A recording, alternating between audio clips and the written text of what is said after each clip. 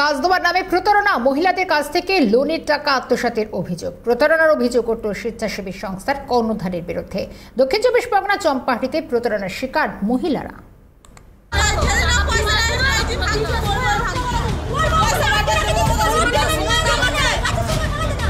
মহিলাদের স্বনির্ভর করার নামে নয়া প্রতারণা চক্রে পর্দাফাঁস।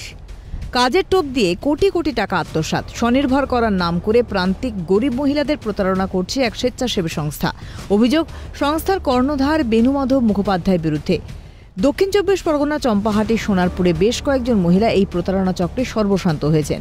উজ্জ্বল বাংলার অধীনে প্রায় 150টা এরকম গ্রুপ তৈরি করেছিলেন এই বেণুমাধব মুখার্জি, এবং তিনি তাদের এই 150টা গ্রুপের 6জন করে প্রায় 900 জন মেম্বার, প্রত্যেকের নামে প্রায় 30,000 টাকা, আবার কারো কারো নামে পরবর্তীকালে আরো 15,000 টাকা করে লোন করা হয়েছিল। এরকম অনেক মহিলা রয়েছে যাদের নামে প্রায় 45,000 টাকা করেও লোন করা হয়েছে। প্রায় কয়েক কোটি টাকা এভাবেই কিন্তু লোনের মাধ্যমে এই সমস্ত মহিলাদেরকে সর্বশান্ত করে পুরো টাকা আত্মসাৎ করেছে এই উজ্জ্বল বাংলা নামক এই সংস্থা, যেটাকে তিনি সামনে থেকে এনজিও বলে দাবি করেছেন এই সমস্ত মহিলাদের কাছে। অভিযোগ 6 জন মহিলাকে নিয়ে তৈরি করা হয়েছিল গ্রুপ। কাগজে প্লেট তৈরি করার জন্য মেশিন দেওয়ার নামে ওই মহিলাদের ব্যাংক থেকে লোন করানো হতো। মাথাপিছু 30,000 টাকা করে এক একটি গ্রুপ পিছু 1,80,000 টাকা করে লোন তুলে দেয় সংস্থাকে। কিন্তু লোনের পর কাজ তো দূরস্থ, কিস্তির টাকাও দেওয়া হতো না বলে অভিযোগ। তোমাদের একটা মেশিন দেবো, থালা তৈরি করার মেশিন, যার কারণে আমাদের অন্য জায়গা থেকে লোনের ব্যবস্থা করিয়ে দিয়েছিল।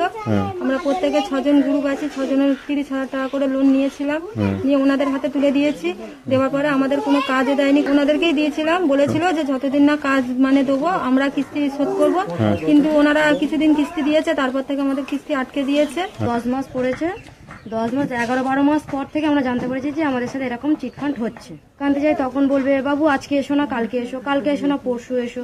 তখন বলবে যে পুলিশ আমাদের, তোমরা পুলিশের ভয় দেখাচ্ছ, পুলিশ আমাদের কিচ্ছু করতে পারবে না। কোনো বড় কোনো হাত আছে, নাহলে এত বড় সাহস পাচ্ছে বাড়ি বাড়ি। প্রশাসন যাতে সাহায্য করে সেই জন্য আমাদের সভাপতি এবং সম্পাদক গিয়েছিলেন, সেক্ষেত্রে সেইভাবে তো ওরা নড়ে চড়ে বসেনি। মহিলারা থানা থেকে স্থানীয় বিধায়কের দ্বারস্থ হলেও কোনো সুরাহা পাননি বলে অভিযোগ।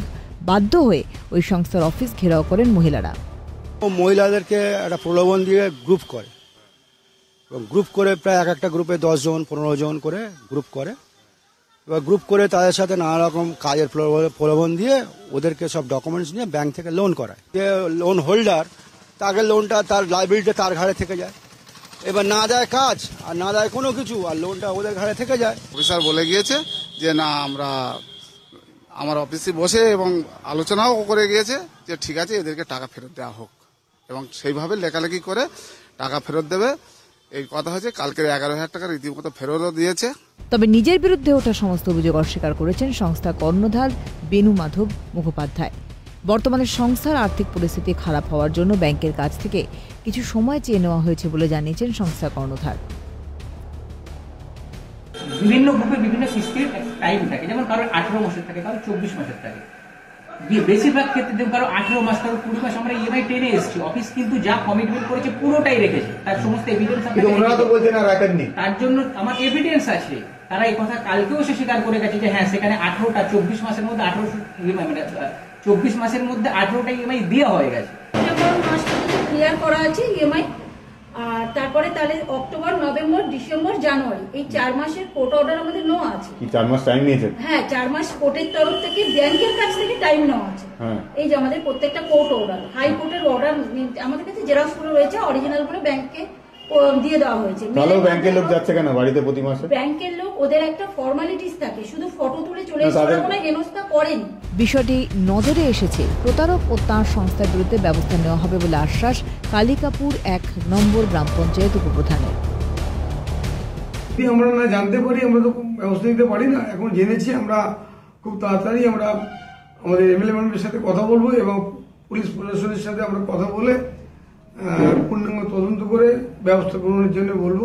কোটি কোটি টাকা আত্মসাৎ করেও বহাল তবিয়তে এলাকায় ঘুরে বেড়াচ্ছেন প্রতারক, অথচ তার বিরুদ্ধে এখনো কোনো ব্যবস্থা নিচ্ছে না প্রশাসন। যে সমস্ত গ্রুপের মহিলারা যাদের নামে লোন উঠেছে সেই লোনের কিস্তি তারা কিন্তু আবার পরিশোধ করবেন, কিন্তু এই পরিস্থিতির মাঝখানে দাঁড়িয়ে কেন বা এই বিতর্ক তৈরি হলো, বা এই গ্রুপের মহিলারাই বা কেন বঞ্চিত করার অভিযোগ তুলছেন, সেই প্রশ্ন কিন্তু থেকেই যাচ্ছে। ক্যামেরায় সঞ্জীব চক্রবর্তীর সঙ্গে মফিজুল ইসলাম, ক্যালকাটা নিউজ, দক্ষিণ 24 পরগনা।